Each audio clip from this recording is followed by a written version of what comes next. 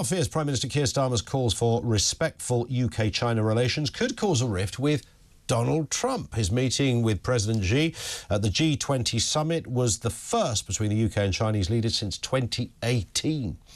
Let's speak with Tobias Ellwood, former Tory MP and former Chief of the Defence Select Committee. Tobias, good afternoon to you. Look, I mean, you're damned if you do, damned if you don't, I suppose, when it comes to who you meet around the world. And if you're a world leader, you know, not everybody is going to be your best friend, and some may come from nefarious regimes. I think we can certainly discuss or define China in that respect. Unfortunately for us and the rest of the world, China is China. It's a big old powerhouse and we can't ignore them. Yes, good afternoon. You sum it up very well indeed. China is not disappearing. It's going to challenge America technologically, militarily, economically. This is arguably China's century, and we have to handle that. And you touched on it, I think, as well in your introduction, the importance of that special relationship, that bond between America and Britain. We can't take on China alone. It's going to be a collective effort to try and tame China, if you like, to prevent this gradual erosion of trust and the splintering of our world into two spheres of competing influence, with China, Russia, and Iran, and so forth, ensnaring other countries, many in the global south, to appreciate and answer to China's interpretation of our international rules-based order. So how we work together with Donald Trump is very, very important indeed. And the reason why China has become so powerful in the last couple of decades, this gargantuan rise in influence, is because of trade. It's this duality whereby international companies cannot operate fairly in China, but Chinese companies can operate as they wish across the world. And that is what we need to address. Now, we can provide that support to America to readdress the World Trade Organization's rules. Do that, and suddenly we all are playing from the same hymn sheet. Until that happens, China is just going to get more and more powerful. So we have to do business with them in a way. I noticed your former colleague Ian Duncan-Smith wasn't so perhaps understanding. I'm sure you saw the words that he wrote. He said President Xi has no regard for the UK, is trashing all the rule-based order around the world, from human rights to the World Trade Organization. China just ignores what it's told. Keir Starmer is kowtowing to the world's greatest threat to the democratic global order.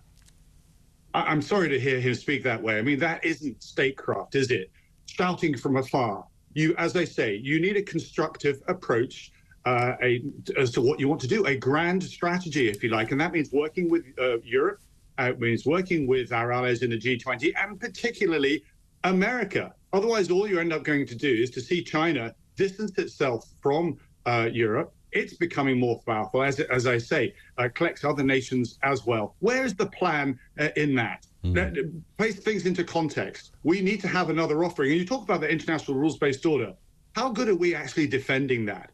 Because when you look at it from another perspective, we're not doing a particularly great job in Ukraine right now. That war is now 1,000 days old, another more local challenge, and we've not been able to put that fire out. So if we're serious about supporting the international rules-based order, let's have a rekindled sense of purpose, a Cold War statecraft, if you like, to look at our competitors in the eye and say, these are the red lines and we're not going to cross them.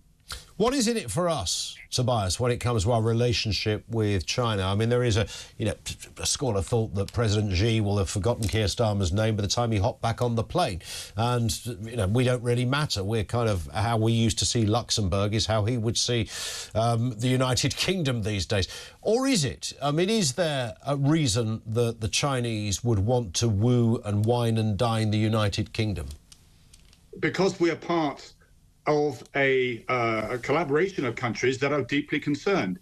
And we have convening power. Whatever you say about Britain, we punch above our weight. We're the biggest military capability in Europe. And what we say and what we do, because we're trusted and respected, we have a reach and understanding of the world around us, we can sway others to agree to our position.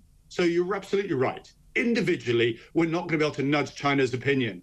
But we are missing a grand strategy of what to do with China. And I might add what to do with Russia and Iran at the same time as well. We've drifted in the last couple of decades, and our adversaries, our competitors, have taken full advantage of that. We need some international leadership. We need a sort of Churchillian spirit to stand up to our adversaries. Is that Keir Starmer? Is Keir Starmer the man for all of that, Tobias?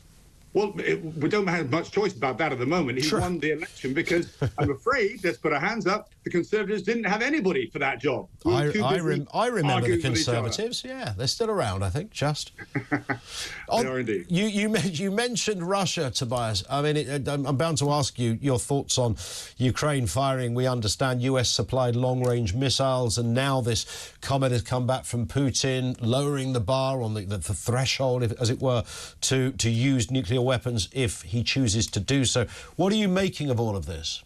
I'm deeply concerned that yet again we're having public debates about how we should use weapon systems on the battlefield.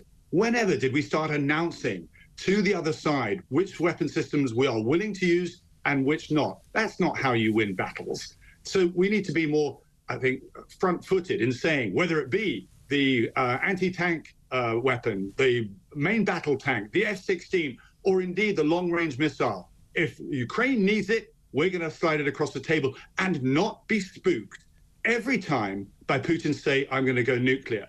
Because again, you need to rekindle that Cold War statecraft capabilities of understanding how the escalatory ladder works. Were Putin to dare to use a nuclear weapon, the deluge of response, military response by America and Britain and indeed NATO as well, would wipe out from a conventional capability every single military asset in Ukraine. That's how I believe we would respond.